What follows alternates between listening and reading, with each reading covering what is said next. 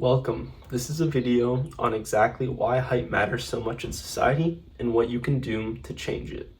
This is not a black pill video. I'm saying screw that mentality. You can change your height, and I'll explain how later in the video. First, let's discuss why society cares so damn much about height. Let's think about a scenario where you were living alone in a forest in this nice little log cabin. You could care less if you were 5'2" or 6'4". Height just does not matter out here because you would care more about your strength, your stamina, your speed for hunting and foraging, and even your eyesight, right? Those are the qualities that matter out here. The only reason height matters for us is because we live in a society and society tells us it matters. Now, this is obvious, but why? Well, it stems back to caveman times where we judge others by physical presence. If you were short or if you were small, you were considered submissive, childish, even weak because you weren't able to defend your clan, to defend your family, your wife, your children. And speaking of children, we gave adults all our power when we were children. We needed permission from them, from our parents, teachers, coaches, to use the bathroom, to get an ice cream cone, to go outside and play. Now, over time, those 10, 15, 18 years, we trained our subconscious to respect and to listen to these people, to look for their respect and their approval. And this is now our base instinct in modern day interactions as adults.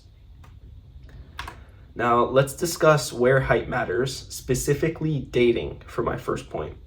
So this statement that most women make, I will only date a man who is over 6 foot. That's a crazy statement, right? This is 15% of the population. Almost 100% of women want only 15% of the population. The numbers aren't quite adding up here.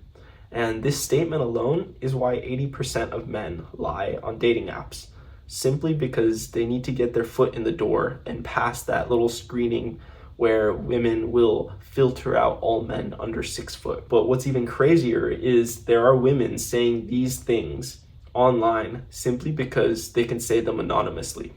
So we've got 5150 saying, men under 5'11" are the work of the devil.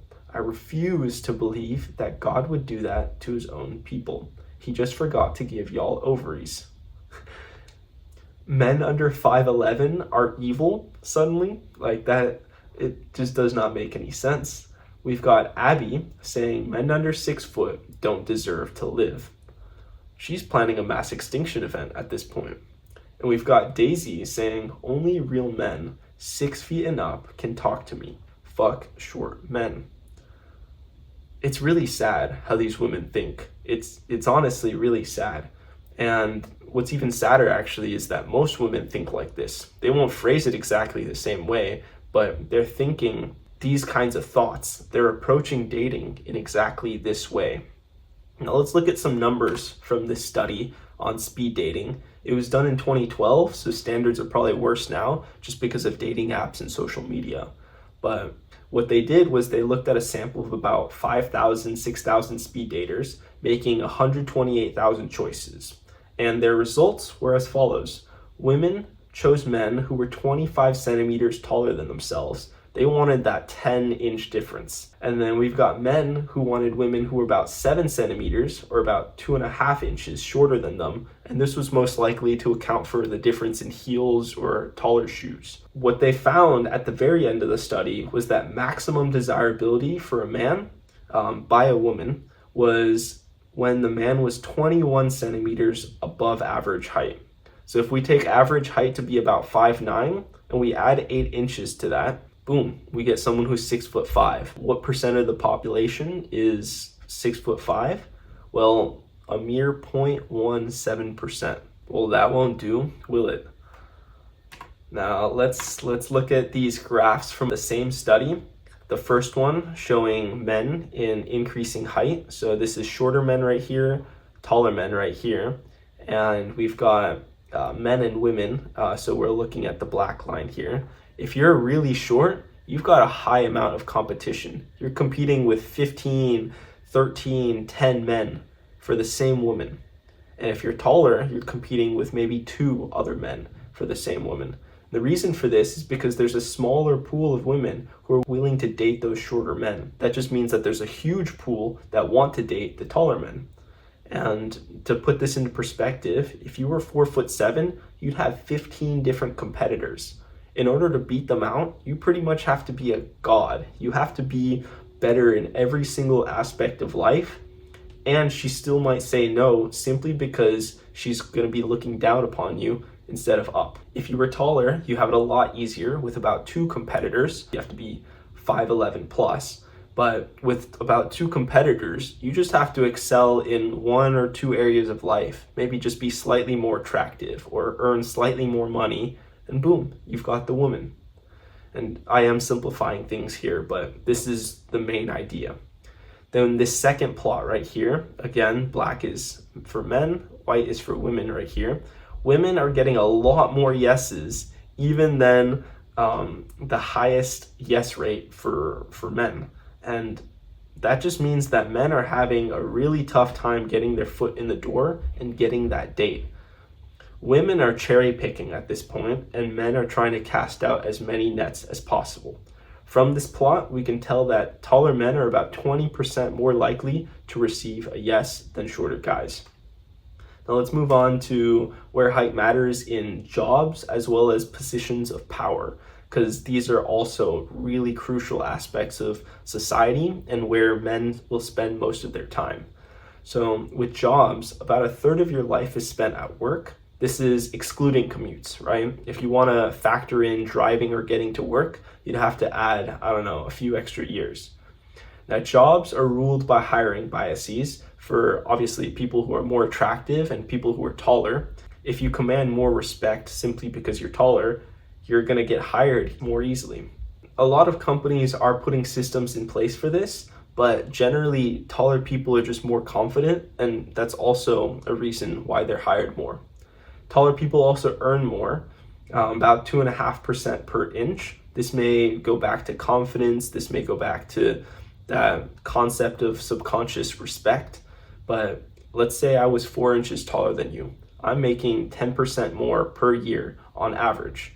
If we were talking 100K a year, I'm making $10,000 more every single year, and that number will only increase with time. Now with political power, you guys have probably heard about this already. The average president was about 5'11", and very rarely do you see a president who's under 6 foot. Madison was the most extreme example at 5'4", which was actually average height for him at the time, which was around the beginning of the 1800s. Even before him and well after him, most presidents sit around that 6'2", 6'3" range. And we can see this with Clinton, with Trump, with Obama. So height matters for power, for jobs, for dating, pretty much the main pillars of life. Now, what are some factors that do outweigh height, right? Let's stay positive here. We've got power and success. We've got money. We've got looks, such as facial attractiveness and hair, and charisma. These are all things that you can change, and they're independent of height. With power and success, we've got Kevin Hart and Bruno Mars.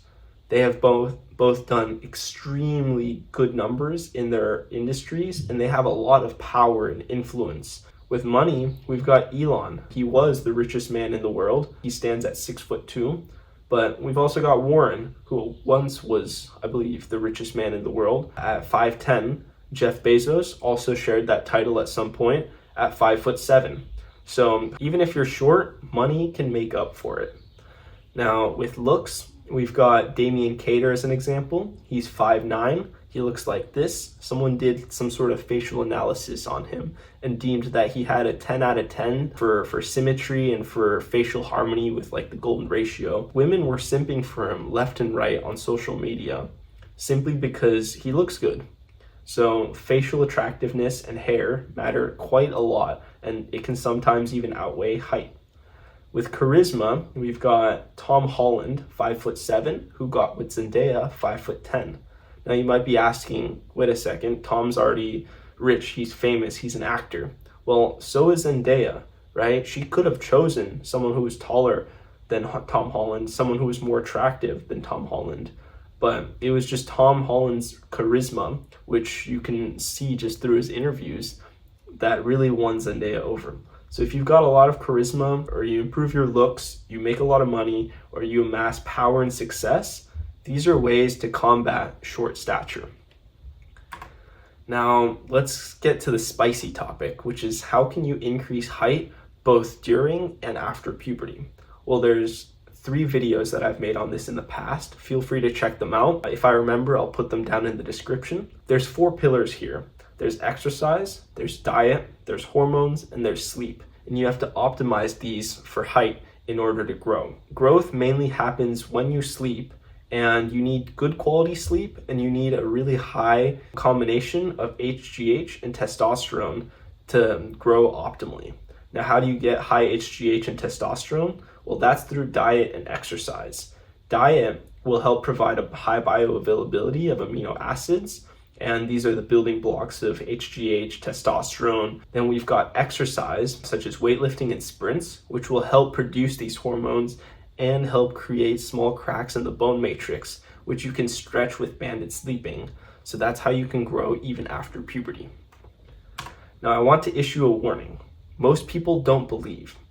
Use them as fuel. All right, I want you to prove them wrong.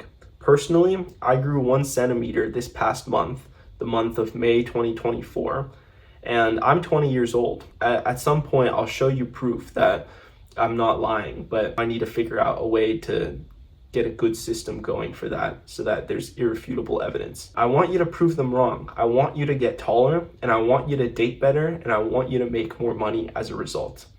And just realize that 20 to 40% of our height is purely environmental. This is in our control, and it's always in our control. Now, why do most people not believe? It's because of doctors and the media. These are the main ones that influence your beliefs, and the doctors and the media have no reason to research free methods for height growth. They have no reason to promote these because they don't make money. They promote shoe inserts and height growth surgery and all these weird cosmetic changes. That's how they make a profit. So I just want you to take a step back, analyze the situation, and think for yourself. So with that, thank you for hanging out. Like and sub for more. Peace.